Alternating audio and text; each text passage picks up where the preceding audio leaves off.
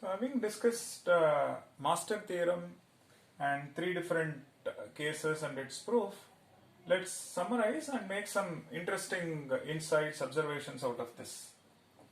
The first case says f of n is polynomially smaller than n power log a base b. Formally, if f of n is order of n power log a base b minus epsilon, and then we were able to conclude solution is n power log a base b. Second one, polynomial growth of f of n and n power log a base b are one and the same, and which means f of n is theta of this. So we were able to conclude t of n is theta of f of n times the number of levels, which is log n base b. Third one is f of n is polynomially larger than n power log a base b, which means f of n is omega of n power log a base b plus epsilon. And with this we were unable to get a closed or a tight bound. That's when we also brought in this additional condition, smoothness check or regularity condition. With this we were able to upper bound the contribution from each level. That's precisely what this is doing. And with that we were able to conclude the solution to the recurrence is theta of f of n or theta of n square. Let's look at the underlying recurrence tree and understand what exactly we mean at this context, and why did we not bring regularity condition or a similar condition when we did case 1 or case 2. So when we looked at this recurrence, t of n is equal to say 3t n by 2 plus n, we saw that the contribution from the first level is n, and the second level it is 3 by 2 times n. After that it is 3 by 2 square times n, and so on. And finally we concluded that solution to the recurrence is n power log 3 base 2. Then when we looked at t of n is equal to 2t n by 2 plus n, the contribution from the root was n, and level 1 it was again n, and from the next level if you see it is 4 times n by 4, which is again n. So everywhere we were getting n, and the solution to the recurrence was f of n times the number of levels, which is log n base 2. Then when we looked at this recurrence, t of n is equal to 2t n by 2 plus n square, we saw that contribution from the root is n square. One level down it is n by 2 square. Over here also it is n by 2 square, which means this is n square. This one is off into n square. The next one will be this, and so on. And this is falling into case 3, and solution to the recurrence is theta of n square. So the interesting part in each of this is the following. If you look at the constant associated with f of n, over here you see that the constant is more than 1. When you look at this, so from this level if you see it is 1.5, as you move down it keeps growing. And if you look at this part, it is strictly 1. So starting from this level, because we are looking at a times f of n by b, starting from this level if you see, the constant associated with this is exactly 1. If you look at this, the constant associated with f of n is strictly less than 1. So not surprising, this is precisely what we kind of assumed as part of this, and it is not something out of context. What we assumed is in line with the underlying recurrence tree, or the background that is happening when you do recurrence tree. That's precisely what we brought out when we tried proving the case 3 of master theorem. So this assumption makes sense. This is precisely comes from the underlying recurrence tree. So you can see that if the constant associated with f of n is more than 1, we are falling into case 1. If it is 1 everywhere, we are falling into case 2.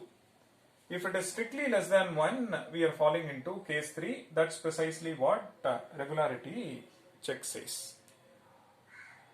And so which means when you move from this to this, it is only a fraction of f of n.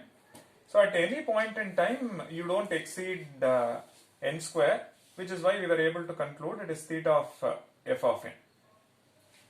And over here it is f of n everywhere, but f of n comes for so many levels, and that is the reason we also have the number of levels along with f of n.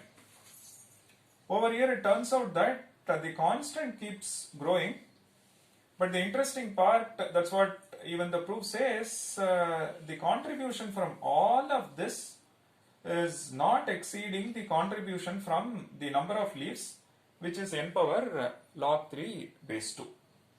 It appears like it is growing, but will it exceed the contribution from the number of leaves? We were able to show that the contribution from root until last but 1 is precisely order of n power log a base b, and contribution from the leaves is also theta of n power log a base b. So overall it is theta of n power log a base b. So on one side, if the number of leaves and their contribution dictates the time complexity, then we are falling into case 1. If f of n is dominating or dictating the contribution, subsequently the time complexity, then we are falling into case 3. And if both are of same complexity, then we are falling into case 2. That's when we have to multiply the number of levels as well. And there were gaps. Not all recurrences of this type can be solved using master theorem. And the gap comes when you differentiate asymptotic growth and polynomial growth. We saw a couple of case studies as well.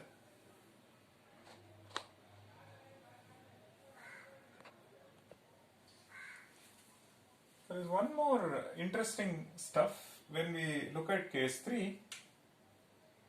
So let's look at given this recurrence and satisfying this condition.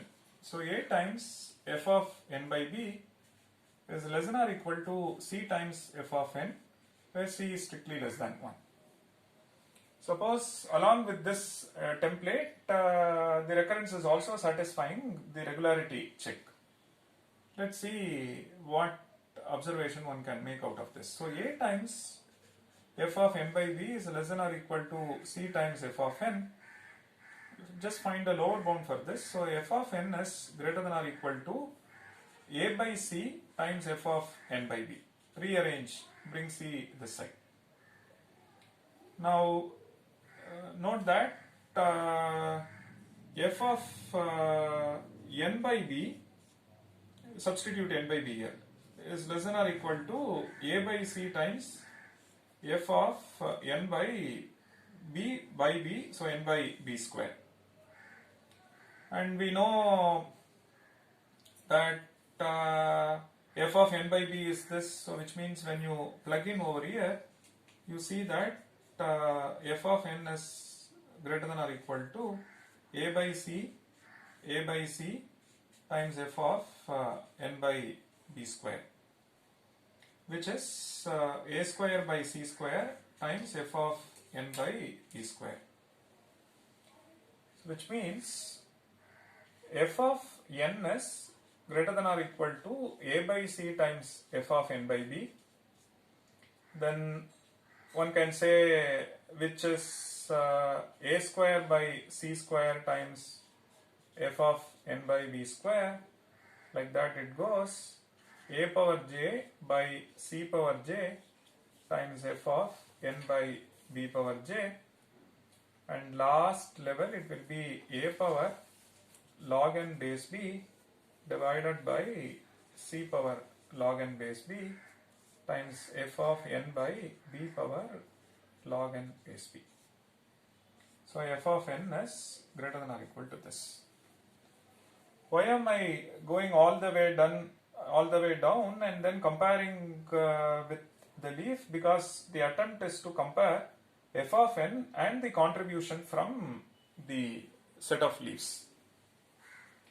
So on simplification, we see that f of n is n power log a base b divided by n power log c base b. This is f of 1. So please note